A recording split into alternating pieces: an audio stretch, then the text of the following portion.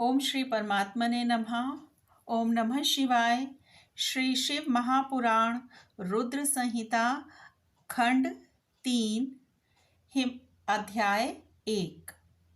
हिमालय के स्थावर जंगम द्विविध स्वरूप एवं दिव्यत्व का वर्णन, मैना के साथ उनका विवाह तथा मैना आदि को पूर्व जन्म में प्राप्त हुए सनकादि के श्राप एवं वरदान का कथन।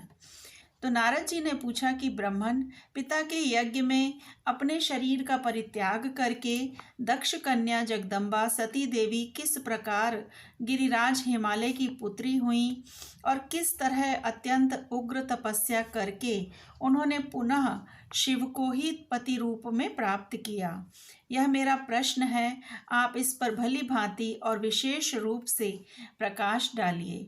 तो ब्रह्मा जी ने कहा, मुने नारद, तुम पहले पार्वती की माता के जन्म, विवाह और अन्य भक्तिवर्धक पावन चरित्र सुनो। मुनि श्रेष्ठ, उत्तर दिशा में पर्वतों का राजा हिमवान नामक महान पर्वत है, जो महातेजस्वी और समृद्धशाली है। उसके दो प्रसिद्ध रूप हैं, एक स्थावर और दूसरा जंगम। मैं संक्षेप से उसके सूक्ष्म स्थावर स्वरूप का वर्णन करता हूँ।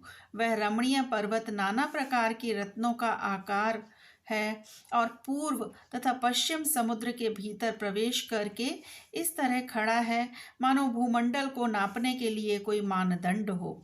वह नाना प्रकार के वृक्षों से व्याप्त है और अनेक शिखरों के कारण विचित्र शोभा से संपन्न दिखाई देता है।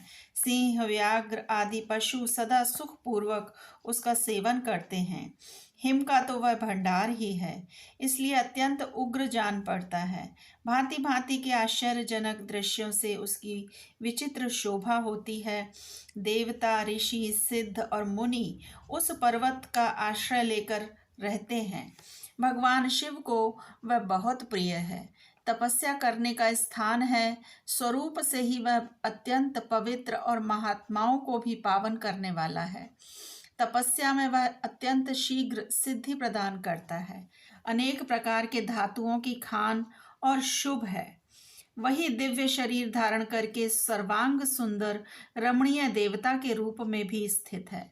भगवान विष्णु का विकृत अंश है, इसीलिए वह शैलराज साधु संतों को अधिक प्रिय है। एक समय गिरिवर हिमवान ने अपनी कुल परंपरा की स्थिति और धर्म की वृद्धि के लिए देवताओं तथा पितरों का हित करने की अभिलाषा से अपना विवाह करने की इच्छा की। मुनीश्वर, उस अवसर पर संपूर्ण देवता अपने स्वार्थ का विचार करके दिव्य पितरों के पास आकर उनसे प्रसन्नता पूर्वक बोले।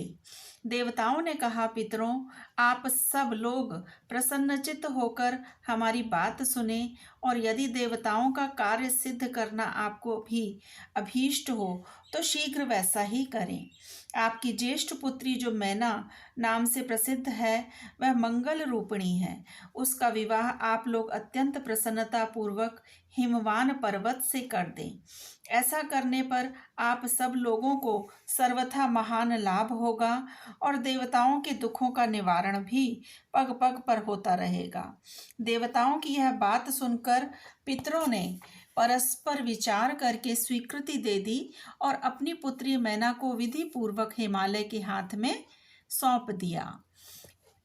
उस समय उस परम मंगलमय विवाह में बड़ा उत्सव मनाया गया। मुनीश्वर नारद, मैना के साथ हिमालय के शुभ विवाह का यह सुखद प्रसंग मैंने तुमसे प्रसन्नता पूर्वक कहा है, अब और क्या सुनना चाहते हो?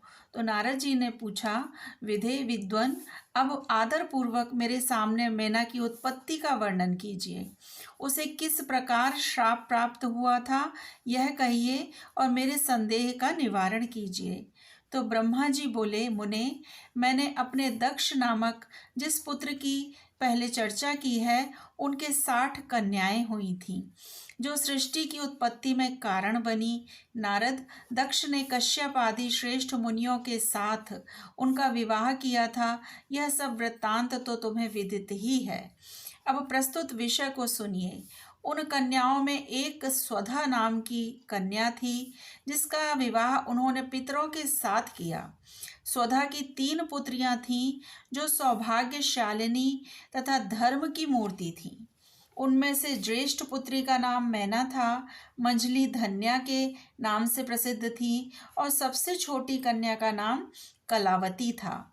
ये सारी कन्याएं पितरों की मानसी पुत्रियां थीं, उनके मन से प्रकट हुई थीं। इनका जन्म किसी माता के गर्भ से नहीं हुआ था, अतएव ये अयोनिजा थीं। केवल लोक व्यवहार से स्वधा की पुत्री मानी जाती थी। इनके सुंदर नामों का कीर्तन करके मनुष्य संपूर्ण अभीष्ट को प्राप्त कर लेता है। ये सदा संपूर्ण जगत की वंदनीय लोक माताएं हैं और उत्तम अभ्युदय से सुशोभित रहती हैं।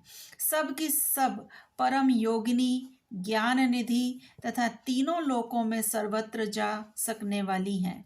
मुनीश्वर, एक समय वे तीनों बहनें भगवान विष्णु के निवास स्थान श्वेत द्वीप में उनका दर्शन करने के लिए गईं। भगवान विष्णु को प्रणाम और भक्ति पूर्वक उनकी स्तुति करके वे उन्हीं की आज्ञा से वहां ठहर गईं। उस समय वहां संतों का बड़ा भारी समाज एकत्र हुआ था।